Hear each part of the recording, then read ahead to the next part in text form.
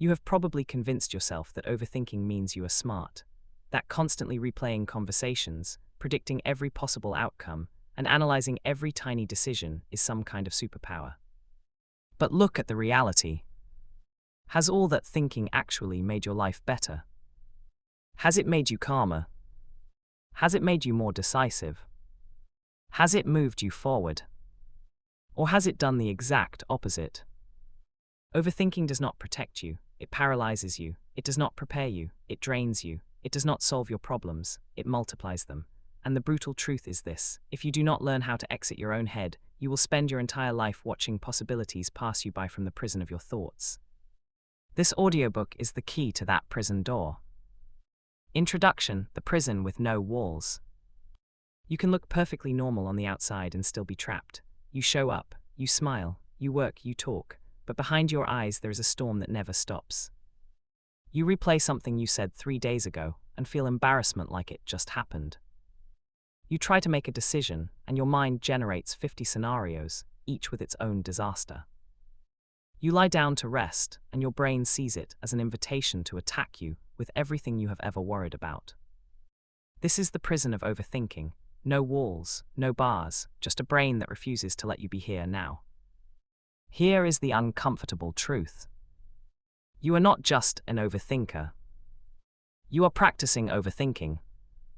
You are rehearsing it. You are strengthening it. Every time you let your mind spiral with no interruption, you are doing mental reps.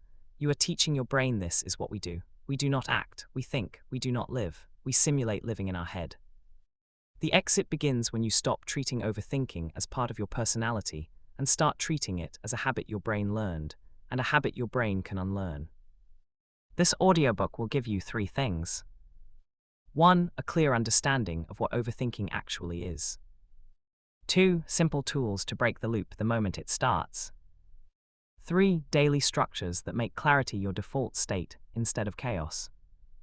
You do not need a different brain, you need different instructions. Let us rewrite them. Chapter 1: What overthinking really is. Overthinking is not thinking a lot. Overthinking is thinking the same things over and over without arriving anywhere new. Real thinking moves, it leads to insight, decision, or action. Overthinking just loops. Overthinking is your brain trying to avoid 3 things: uncertainty, discomfort, responsibility. Uncertainty says, I do not know what will happen. Your brain responds, fine, I will imagine every possible outcome and pretend that counts as control. Discomfort says, this might feel awkward, scary, or painful. Your brain responds, then I will sit here and think about it instead of doing it. Responsibility says, whatever you choose, you will own. Your brain responds, if I never choose, I never have to own anything. So overthinking becomes a shield. If you are still deciding, you are not failing. If you are still analyzing, you are not being rejected. If you are still thinking about it, you never have to risk being wrong. But the shield is made of smoke. Life moves with or without your permission. Not choosing is still a choice. Staying in your head is still a path. It just happens to be the path where nothing changes. Understand this. Overthinking is not depth, it is avoidance disguised as depth. You are not protecting yourself, you are slowly suffocating yourself. The good news is simple. If overthinking is a habit built on avoidance, then the cure is not more thinking. The cure is tiny doses of action, embraced with clarity instead of perfect certainty. The rest of this audiobook will teach you exactly how to do that. Chapter 2: The Cost of Staying in Your Head. You already know overthinking feels bad, but your brain will keep doing it as long as it thinks the cost is low, so let's be brutally clear. Overthinking costs you time, the hours you spent replaying that one conversation, the weeks you lost deciding on something you never actually did, the nights you sacrificed to mental noise instead of rest. Energy. Thinking is work, emotional thinking is heavy work. Overthinking burns your mental battery on imaginary problems, so when real life needs you, you are running on empty. Opportunities. Every "I need to think about it" that turned into never doing it. Every message you did not send. Every project you did not start.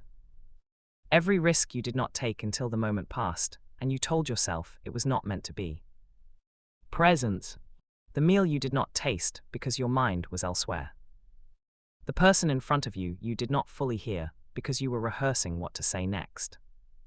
The walk where you did not see the sky, the trees, the light, because your eyes were open but you were not there.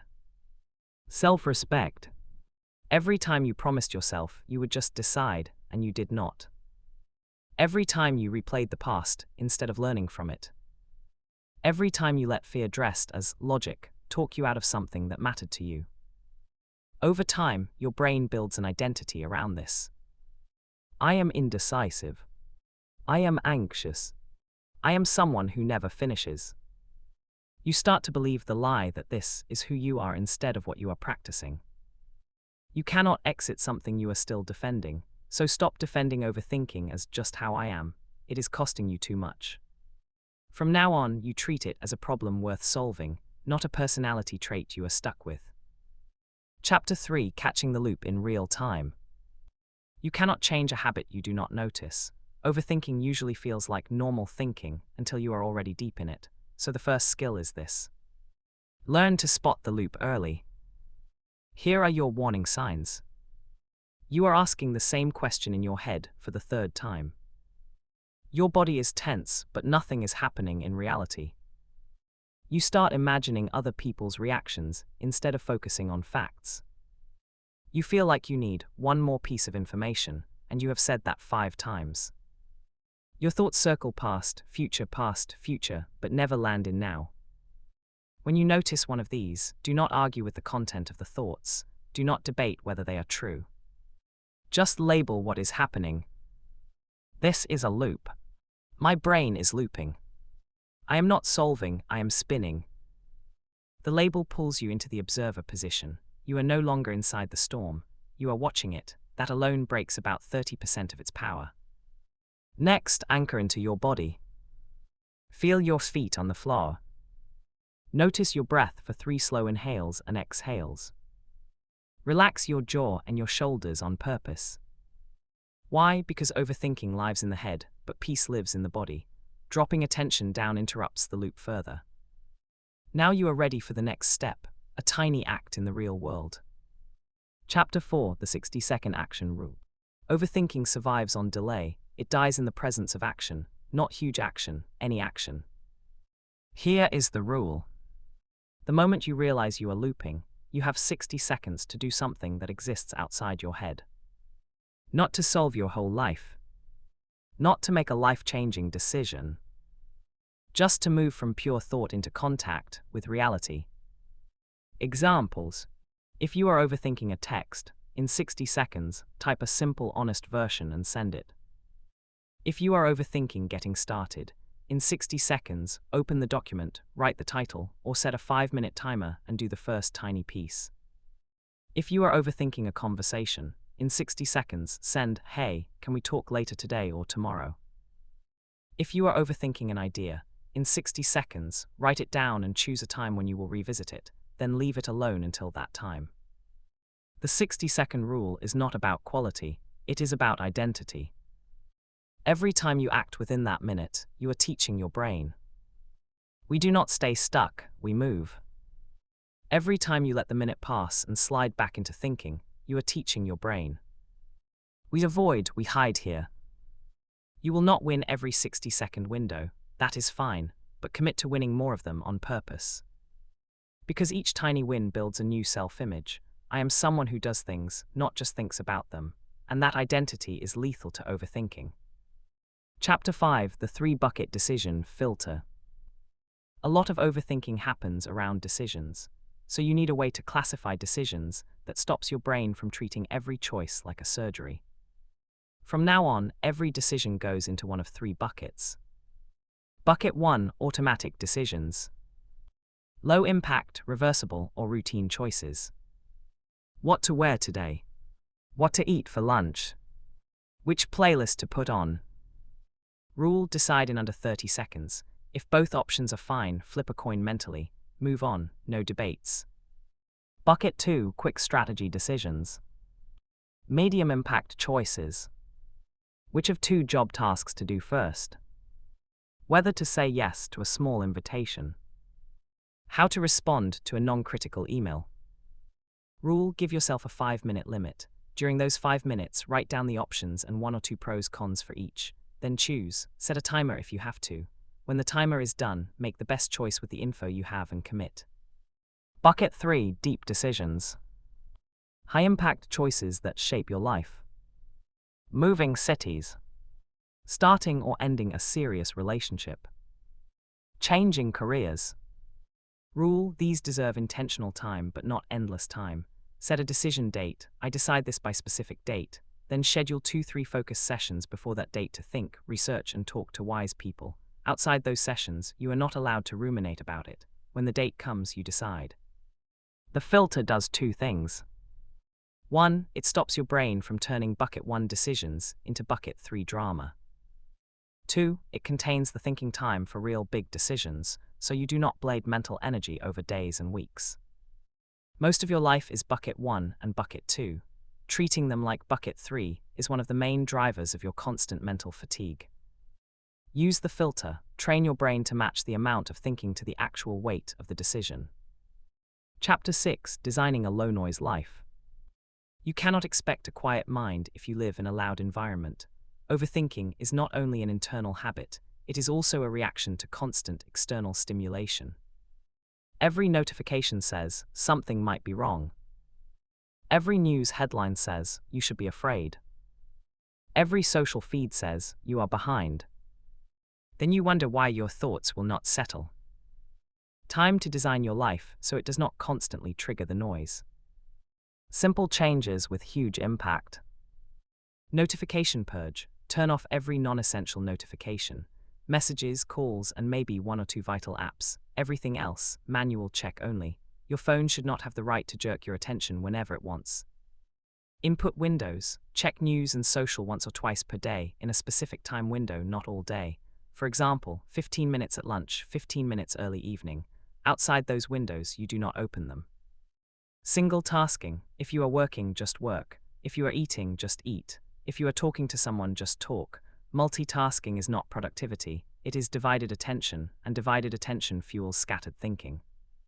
Silent spaces. Build small pockets of intentional silence into your day. No phone, no talking, no input. 5 minutes in the morning, 5 minutes midday, 5 minutes before bed. Let your mind catch up with itself.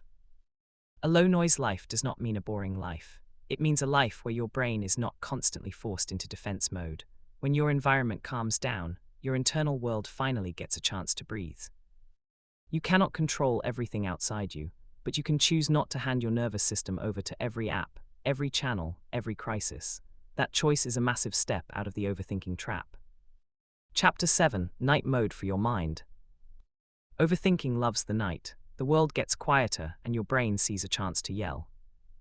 You lie down and suddenly remember every unfinished task, every awkward moment, every vague fear about the future. The bedroom becomes the courtroom where your mind prosecutes you for everything you have ever done wrong. You need a shutdown ritual that tells your brain, we are done for today. Here is a simple one. Step 1: Capture. Take 5 minutes with a notebook, write down everything you need to do tomorrow. Anything still bothering you from today. Any ideas you do not want to forget. When it is on paper, your brain can stop holding it. You are telling yourself, it is stored, I do not need to keep replaying it. Step 2: Decide next tiny step. For each important item tomorrow, write just the next tiny step, not the whole plan. Just email X, open document, call this person. Your brain relaxes when it knows tomorrow has a starting point. Step 3: Close the book. Literally close the notebook and mentally close the day. You can even say to yourself, today is over, I did what I could, the rest belongs to tomorrow. Step 4: Shift to the body. Spend 3-5 minutes noticing your breath and relaxing your muscles from face to feet. If thoughts come, let them pass without chasing them. Gently bring attention back to your body. Do this consistently, and your mind will learn a new pattern. At night we offload, not overthink. At night we rest, not rehearse. You will still have nights where the brain pushes back, but with a ritual you are no longer a passive victim. You are training your system, and over time, sleep becomes a place of recovery, not a battlefield. Chapter 8: Rebuilding Your Identity. All the tools in the world will fail if, deep down, you still cling to the story, "I am just an overthinker." Identity is powerful. You will always act like the person you believe you are, so you need to upgrade that belief. Here is your new story.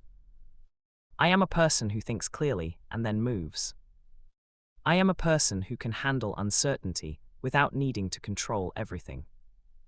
I am a person who trusts myself enough to decide, act, and adjust. Do not wait until you feel like this person. You become this person by acting like them in small ways, over and over.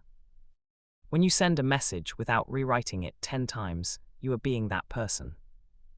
When you choose in 5 minutes instead of 5 days, you are being that person. When you notice a spiral and step out of it after 2 minutes instead of 2 hours, you are being that person. Every small win is more evidence. Your brain keeps score. Stack the evidence in favor of the identity you want, not the one that has kept you trapped. You will still have days when the old pattern shows up strong. That does not mean you are failing. It means you are human and you are rewiring. Stop saying, "I overthink everything." Start saying, "I used to overthink. Now I am learning to decide faster and live clearer." Language is not decoration. It is direction. Talk about yourself in the direction you want to grow, not in the direction you want to leave. Chapter 9: Living Outside Your Head. Exiting overthinking is not just about getting rid of something. It is about making space for something else, actually living. When your mind is not chewing on every detail, you notice life again. You laugh without replaying the moment. You listen without planning your response. You work without constantly judging your performance mid-task. You rest without guilt. You become more present, which makes you more powerful. People feel it. A person who is actually here fully is rare. They are compelling, they are trustworthy, they are free. And the paradox is this: the less you obsess over every move, the better your moves become. Clarity beats noise. Action beats analysis when it comes to real-world learning. You do not need to be perfect to exit overthinking. You just need to be willing to. Catch the loop. Breathe into your body. Act in the next 60 seconds, even in a tiny way. Match the amount of thinking to the size of the decision. Protect your mind from constant external noise.